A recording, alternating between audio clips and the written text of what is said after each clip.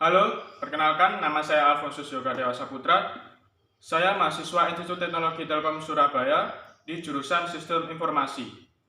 Di sini kita akan membahas tentang apa sih sistem informasi itu, lalu sejarah rumpun ilmu informatika, apa aja yang dipelajari di sistem informasi itu. Oke, langsung aja kita bahas satu persatu. Yang pertama ada apa itu sistem informasi? Sistem informasi terdiri dari dua kata, yaitu sistem dan informasi. Sistem sendiri memiliki arti sekumpulan elemen, himpunan dari suatu unsur, komponen, fungsional yang saling berhubungan dan berinteraksi satu sama lain untuk mencapai tujuan yang diharapkan.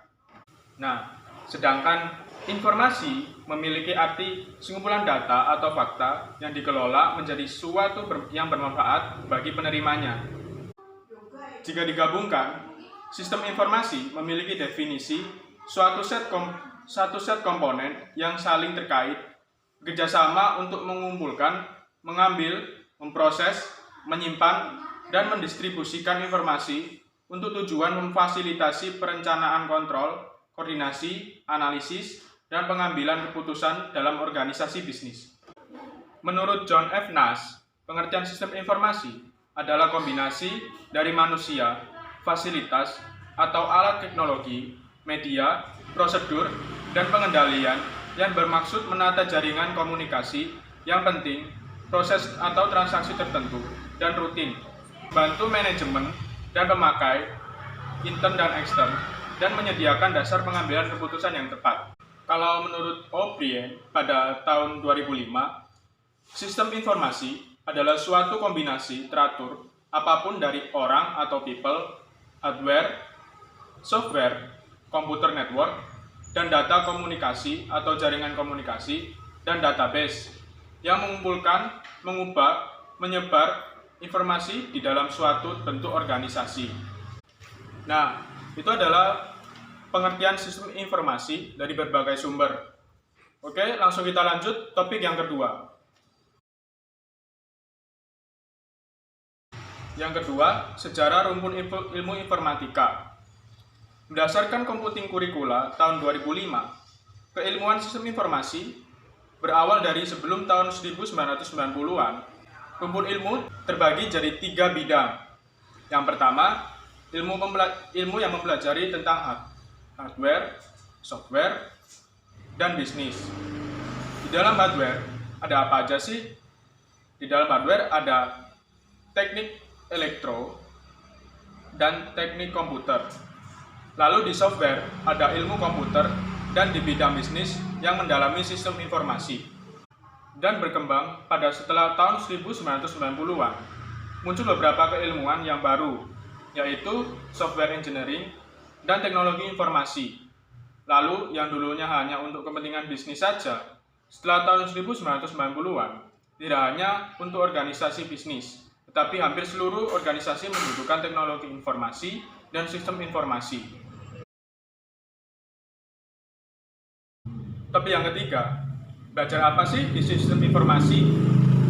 Di sistem informasi, kita di semester awal sudah diperkenalkan dengan algoritma dan pemrograman.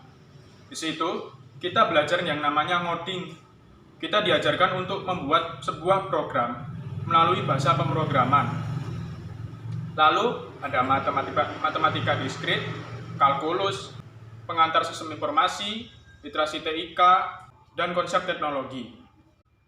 Lalu di semester selanjutnya kita akan belajar tentang manajemen organisasi, arsitektur dan organisasi komputer, rekayasa proses bisnis, dan masih banyak lagi. Lalu topik yang keempat, perbedaan dan keunggulan sistem informasi.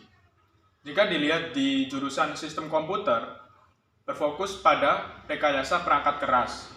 Lalu di ilmu komputer, berfokus pada teori komputasi dan algoritma.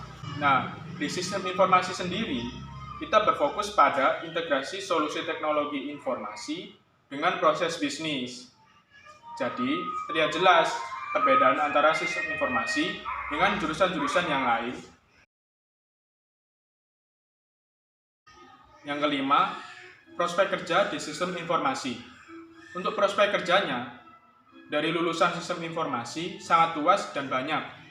Ada bisnis analis, web developer, project manager, e-commerce, system developer, sistem analis, programmer, dan masih banyak lagi.